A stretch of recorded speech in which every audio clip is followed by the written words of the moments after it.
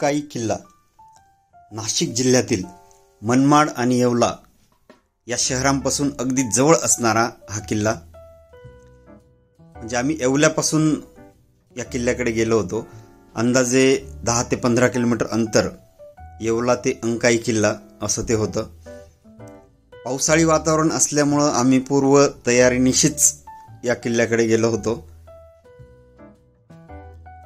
हिरवगार वातावरण आणि पर्यटकांची गर्दी देखील या किल्ल्याकडे होती. जे लोक फिजिकली फिट आहेत आणि ज्यांना ट्रेकिंगची आवड आहे अशाच लोकांनी हा अफाट किल्ला चढावा. आम्ही पूर्ण फॅमिलीनी हा किल्ला चढताना एन्जॉय केलं. काही ठिकाणी पायऱ्या या थोड्याशा पावसाळी वातावरणामुळे किंवा थोडासा घसरट अशा होत्या, तरी देखील आम्ही पूर्ण फॅमिलीने हळूहळू का होईना हा किल्ला चढत गेलो.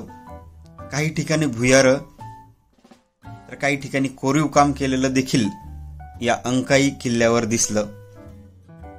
ट्रेकिंग करताना मजा आली. पर्वत, डोंगर आणि दगड अशामध्ये त्या रचलेल्या पायऱ्या, कोरलेल्या पायऱ्या त्या चढत असताना एक वेगळीच मजा येत होती. तिथल्या लोकांशी बोललो असता हा किल्ला जवळपास 1000 वर्षांपूर्वी बांधला गेला असावा असं तिथल्या लोकांचं म्हणणं पडलं. बरेचसे पर्यटक हे ट्रेकिंगसाठी आणि विशेषतः पावसाळ्यात इथं येत असतात. किल्ला थोडासा चढल्यानंतर आम्हाला समजलं की टंकाईचा किल्ला देखील याच डोंगरावर आहे समोरील बाजूस. आम्हाला एवढा वेळ नव्हता तो किल्ला चढण्यासाठी, म्हणून फक्त अंकाईचा किल्लाच आम्ही चढलो. दोन्हीही किल्ले ज्यांना चढायचे असतील त्यांनी सकाळी लवकर सुरुवात करावी, जेणेकरून सकाळी अंकाईचा किल्ला आणि दुपारी टंकाईचा किल्ला असं तुमचं बघून होईल. तर पायऱ्या चढत असताना अतिशय काळजीपूर्वक चढाव्यात. त्यातल्या त्यात पावसाळ्यात जर ट्रेकिंग करत आहात तर खूप जास्त काळजी घेणं आवश्यक आहे. अंकाई आणि टंकाई हे दोन्ही किल्ले डोंगरावरून अतिशय सुंदर वातावरणामध्ये बहरलेले दिसतात. सगळीकडे हिरवळ असते. कोण पहिले चढेल याची उत्सुकता सगळ्यांनाच होती.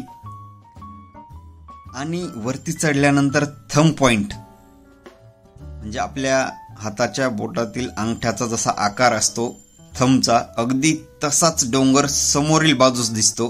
म्हणजे अगस्ती आश्रम टोकावर गेल्यानंतर आहे, डोंगरावर गेल्यानंतर आहे. तिथून तुम्हाला हा थंब पॉइंट अतिशय सुंदर आणि वातावरण धुक्यांनी वेढलेला असा तो थंब पॉइंट आहे.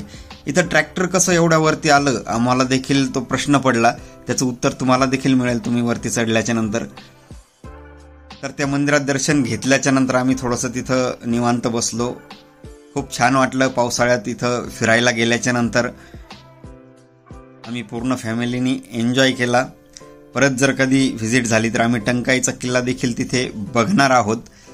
तर व्हिडिओ शेवटपर्यंत बघितल्याबद्दल तुम्हा सगळ्यांचे धन्यवाद. अक्षयज व्ह्यू पॉइंट या चॅनलवर असेच नवनवीन व्हिडिओ घेऊन आपण येत राहूत. आवडलं असेल तर लाईक करा, शेअर करा आणि चॅनलला सबस्क्राईब करा. अक्षयज व्ह्यू पॉइंट.